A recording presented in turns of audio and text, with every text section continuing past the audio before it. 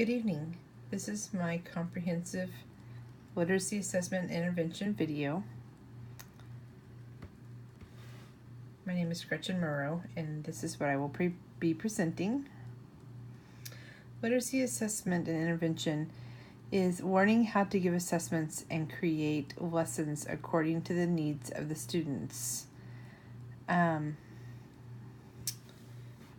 was a para for 4 years in first grade, and we did the dibbles.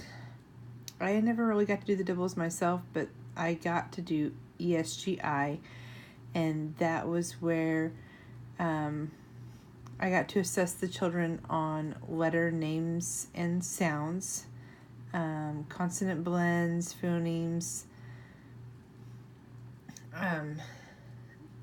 syllables, rhyming patterns, shapes, and we assessed the children on that. So I got to do that with every single child on numerous occasions, and I got to see how the students grew from the beginning of the year to the middle of the year to the end of the year, and I really liked that assessment. It really gave me a lot of knowledge of how the kids were progressing. And I really think that is something that I would use in my future classroom. The first thing that we learned about was fluency.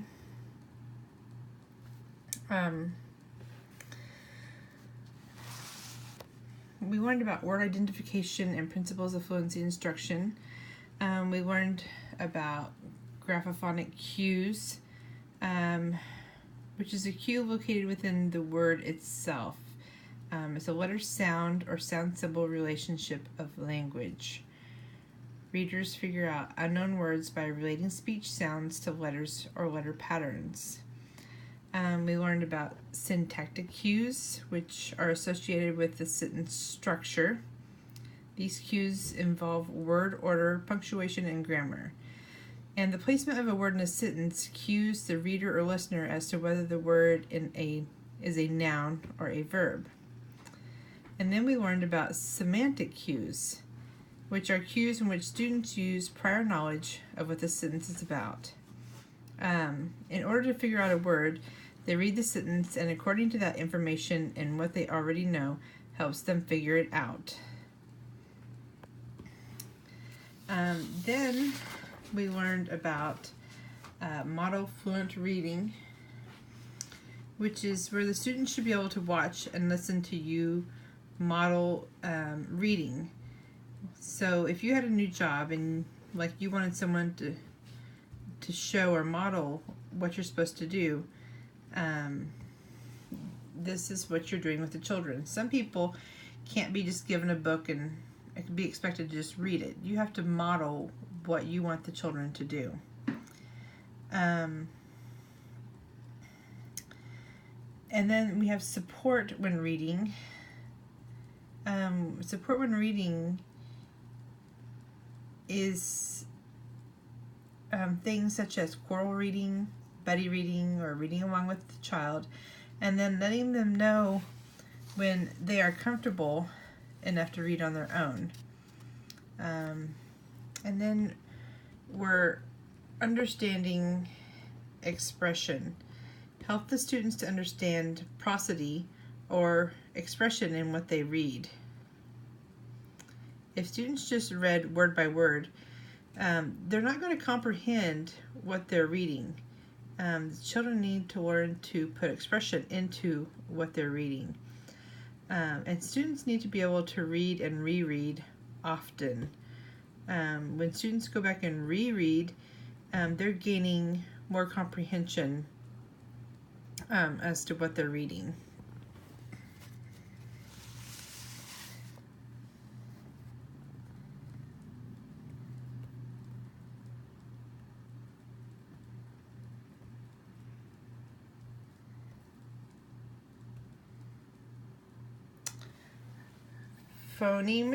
Phonics and phonemic awareness.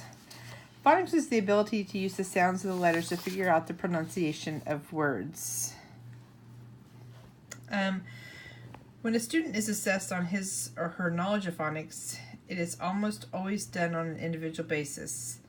The students need to be able to produce the pronunciations, and if the students are in a group setting, it makes it really hard for the teacher to be able to hear or decipher what is right and wrong. There are 3 types of phonics tests that are administered. The Z test, which can reveal whether a child is able to quickly decode one syllable. There's the informal phonics inventory, where we begin at the most basic level of phonics, which is consonant blend sounds, and the last one is the informal decoding inventory, where a teacher assesses the CVC, or the consonant vowel consonant words, and continues through 2-syllable words. Phonemic awareness is a person's ability to understand that words are made up of sounds.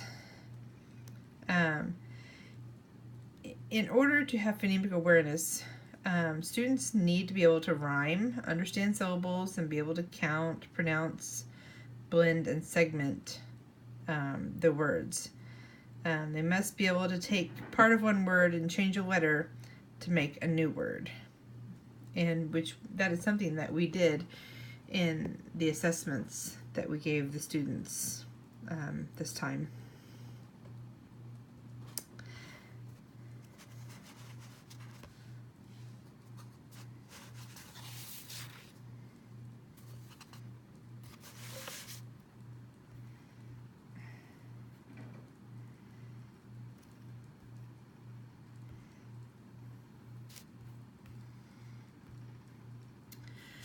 Next we come to vocabulary. Vocabulary are the words the students learn. We have our sight words that the students learn. The listening vocabulary words we understand when we are listening. Reading vocabulary is words we understand when we are reading. Speaking vocabulary are words we use when we speak, and writing vocabulary are words we use when we write.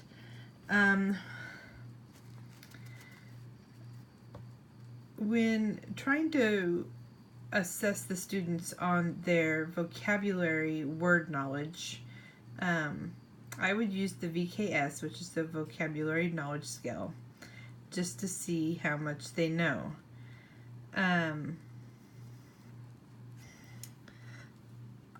Like, for instance, the word freedom. The freedom would be part of a lesson, and there would be other words included in the VKS, but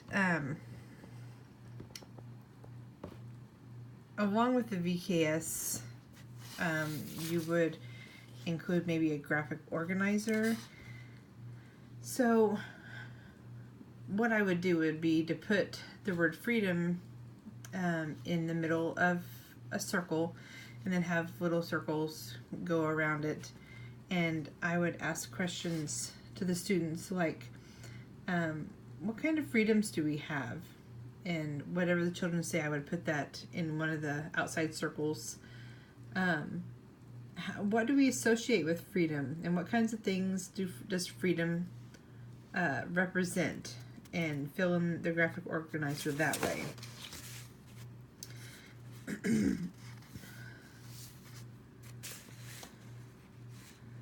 Vocabulary is very, very important. If the students don't have a big vocabulary, if they don't understand the words or know the words that they are reading, they are not going to comprehend. So if a student is reading and they are reading like this, and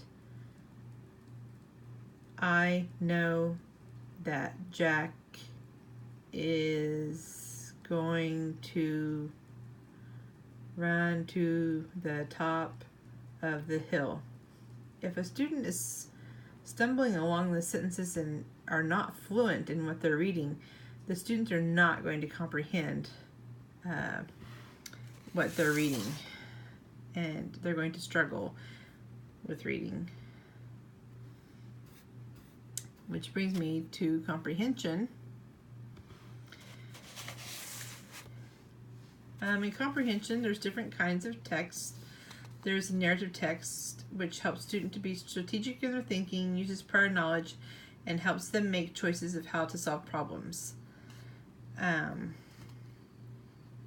then there's informational text, which is taking what you and the students have read and breaking down the sentences and paragraphs to find the information and comprehension that is needed to understand.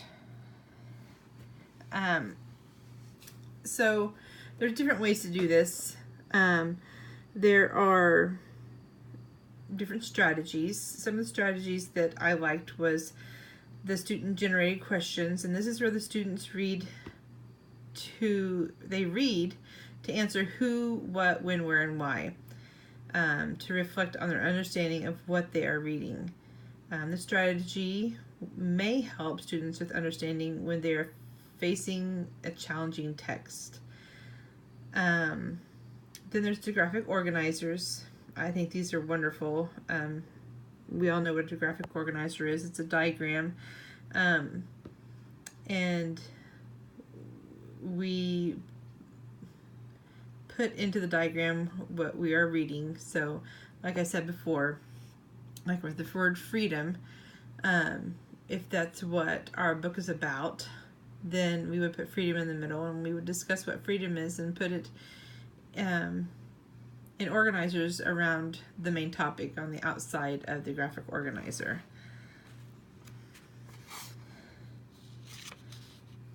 So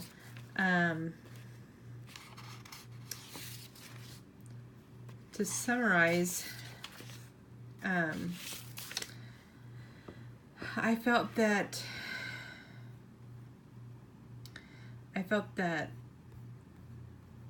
this semester went really well. There was a lot of stuff that I learned, with the new kinds of assessments that Dr. Broman had brought to our attention, with the PAST and the QPS. Those are two that I had never done before. My biggest thing was learning that